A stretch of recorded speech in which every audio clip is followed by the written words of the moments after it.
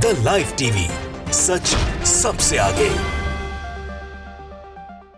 नमस्कार, मैं हूं रंजीत झा और आप देख रहे हैं द लाइव टीवी। 2023 और 2024 सियासी मायनों में मोदी, शाह समेत पूरी भाजपा की नींदें हराम करने वाला साल साबित होने जा रहा है। दरअसल बीजेपी को 4 राज्यों में भारी टेंशन हो रही है और ये 4 राज्य हैं मध्य प्रदेश, राजस्थान, छत्तीसगढ़ और तेलंगाना। यहां भारतीय जनता पार्टी की मुश्किलों का सबसे बड़ा कारण कांग्रेस है। वैसे तो फैक्टर्स कई हैं, 4 फैक्टर्स हम आपको बताएंगे जो बीजेपी के लिए इस बार नासूर से कम नहीं है। लेकिन मध्य प्रदेश की स्थिति बीजेपी के लिए कहीं से भी ठीक नहीं है। मध्य प्रदेश में कांग्रेस फिर से सत्ता में आ सकती है, ऐसे संकेत तमाम सर्वे में मिलने लगे हैं और बीजेपी ने जिस तरीके से दल बदल के सहारे सत्ता वहां बनाई थी वो सब उन्हें वहां भारी पड़ने जा रहा है। इसके पीछे फैक्टर्स हैं। फिलहाल जो अलग अलग फैक्टर्स काम करेंगे वो हम आपको बता देते हैं।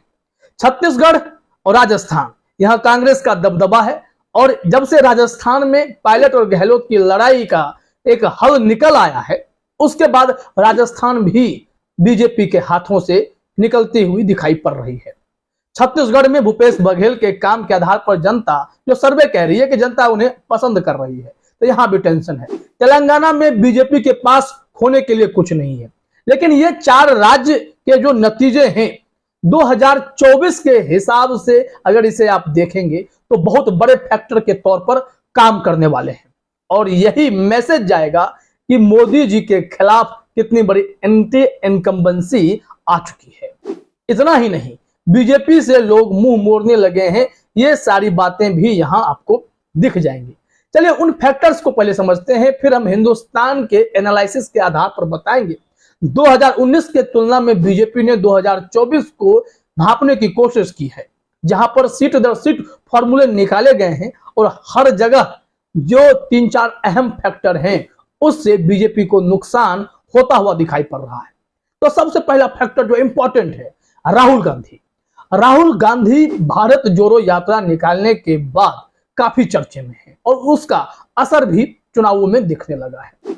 दूसरा फैक्टर जो इंपॉर्टेंट है वो है कर्नाटक और हिमाचल प्रदेश में कांग्रेस को मिली प्रचंड जीत। इसके अलावा आइए आप तीसरे फैक्टर पर, यह बहुत ही महत्वपूर्ण है, यह है विपक्षी एकता का फैक्टर। इस फैक्टर के सहारे भारतीय जनता पार्टी हर मोर्चे पर फेल होती हुई दिखाई पड़ रही है और अकेले चना भार नहीं फोड़ता है, यह बीजेपी अच्छे से समझती है। और जो उससे भी बड़ा फैक्टर से मान सकते हैं कि देश भर में बीजेपी के खिलाफ अब माहौल बनना शुरू हो गया है, जिसे आप एंटी इनकम्बेंसी भी कह सकते हैं कि मोदी जी के खिलाफ एक लहर शुरू हो गई है। तो ये चारों फैक्टर्स को आप जोड़िए और 2019 की तुलना साथ ही साथ कर लीजिए तो बड़ा नुकसान के तौर पर इसे बीजेपी देख रही है, क्योंकि इन 4 राज्यों के नतीजे इन्हें निराश ही करेंगे, ये तो तय है। और पीछे 2 राज्य हाथ से निकल ही गए।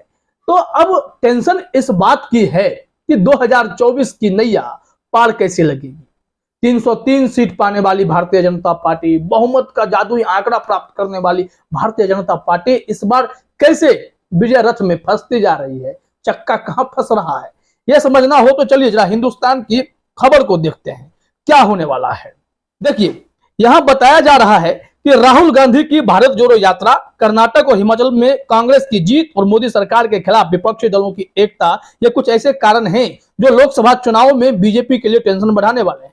2019 के चुनावी आंकड़ों पर गौर करें तो बीजेपी ने तब 543 सदस्यों वाली लोकसभा में कुल 303 सीटें जीती थी।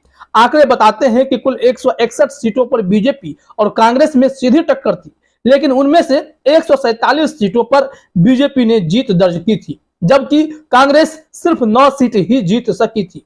शेष 5 सीटें अन्य ने जीती थी।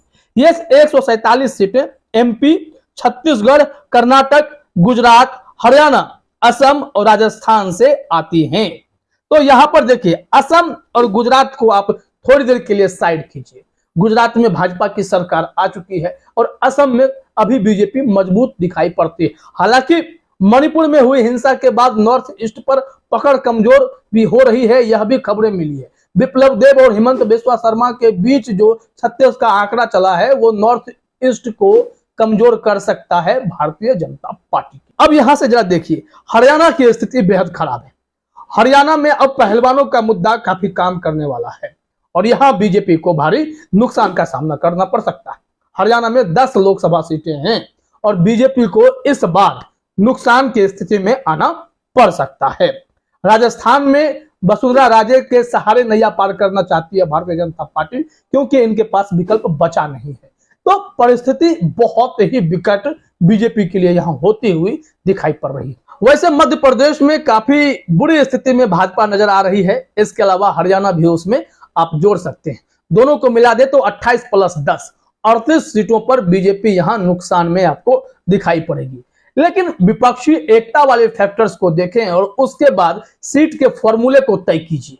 बीजेपी कितने नुकसान में जाएगी वो आप अपने स्क्रीन पर देखिए।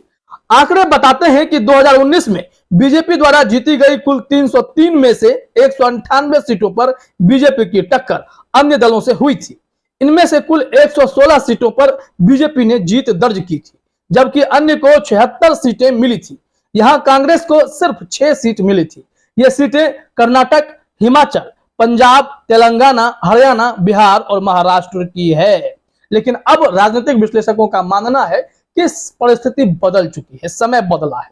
विपक्षी एकता की वजह से अब इन 198 सीटों पर बीजेपी को बड़ी मुश्किल हो सकती है, क्योंकि बिहार में जेडीयू, आरजेडी, कांग्रेस का महागठबंधन काम करेगा। महाराष्ट्र में एमवीए पहले से तैयार है, क्योंकि महाराष्ट्र में जो सियासी उठापटक हुई है जनता देख रही है। एक सही मौके की तलाश है और इसके बाद बीजेपी को वहां भारी झटका लग सकता है।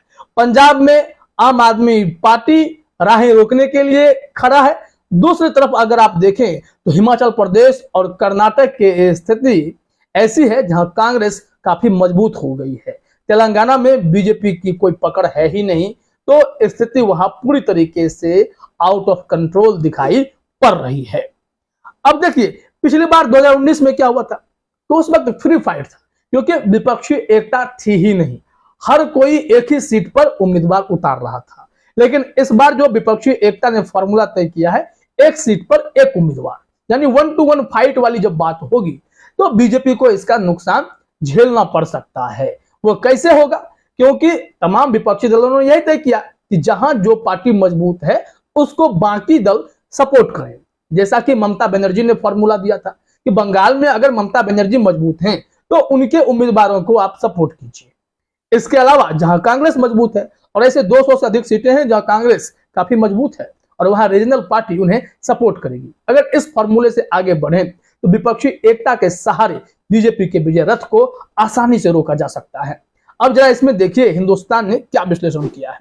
बताया जा रहा है कि चुनावी आंकड़े बताते हैं कि महाराष्ट्र, तेलंगाना और पंजाब की कुल 93 लोकसभा सीटों पर खुला मुकाबला था। यहां फ्री फाइट फॉर ऑल में 40 पर बीजेपी की जीत हुई थी, जबकि 12 पर कांग्रेस और 41 पर अन्य की जीत हुई थी।